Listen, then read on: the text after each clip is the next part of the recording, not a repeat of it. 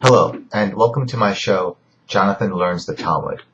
Thank you for joining me on this very special intellectual journey through one of the Jewish people's national treasures, the Talmud.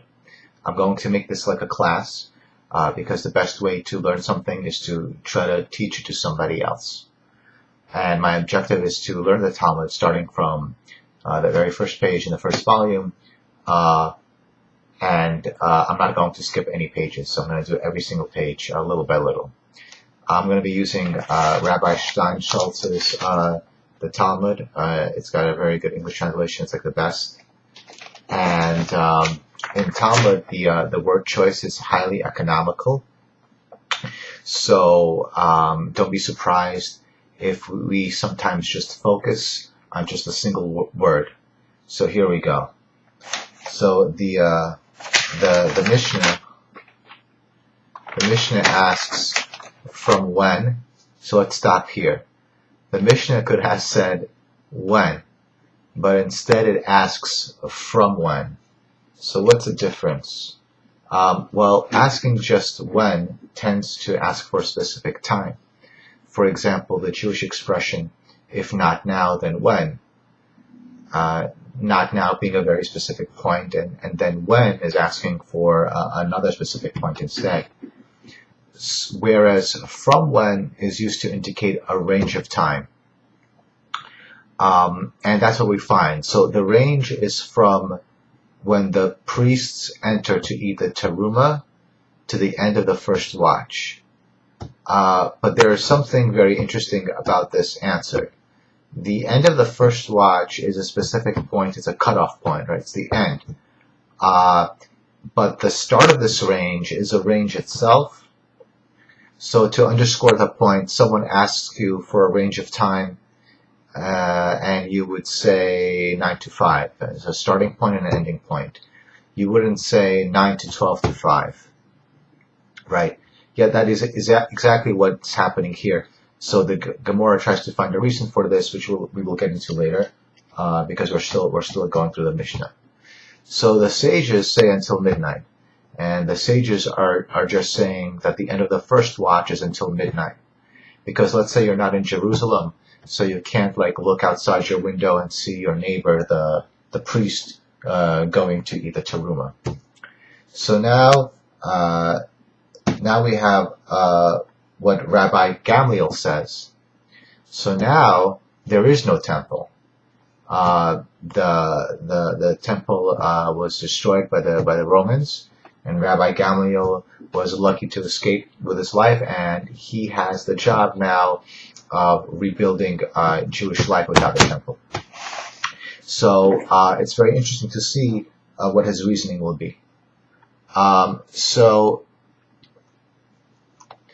he says until dawn. So now you have a really different time here. I mean, there's a big difference between until midnight and until dawn. So Rabbi Gamliel says if dawn hasn't arrived, you're obligated to recite the evening Shema. And let's see how he does this. Well, before we were saying that the point when the priests go to eat the teruma, it's part of a range that Rabbi Eliezer gives to describe the times when you can say the evening Shema. So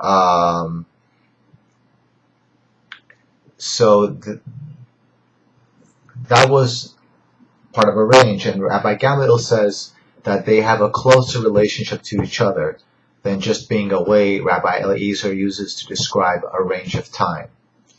And Rabbi Gamliel says that they have something more in common. And so this is what he does. He says that all sacrifices that are eaten for one day, right? So all sacrifices that they happen at night, you have until dawn. because the Torah says you have until dawn. And doing the sacrifices, it's a category of mitzvot, right? So it's a category of mitzvot that happens at night, and the Torah says you have until dawn. And saying the Shema is also a type of mitzvot that happens at night, and therefore you should be able to have until the dawn. But the sages say until midnight for the sacrifices that happen, because they don't want you to miss. They don't want the priests to miss eating the sacrifices. So if so just like they don't want you to miss, eating the teruma, they don't want you to miss saying Shema either. So that's how Rabbi Gamliel defends his opinion that you have until dawn to say Shema. This concludes my understanding of the Mishna, and we're going to get into the Gemara next, which will be really interesting. Okay, I hope you still stay with us. Hi, just one more word about the Mishnah. When Rabbi Gamliel says you have until dawn, he says you have until a column of light that appears at the end of the night, which signal, which means that the sun is rising, because the Hebrew word for dawn is Amud HaShachar, so that means a column of light. So when you another interesting thing about the range that was initially given for saying the evening Shema is the end of the range is like a column of light, so it's something you observe in the sky, whereas the start of the range is something about observing people. So that's also interesting, because you'd expect the ends of a range to be the same category. Just wanted to add that point, and Gemara is next on this Mishnah. Thank you.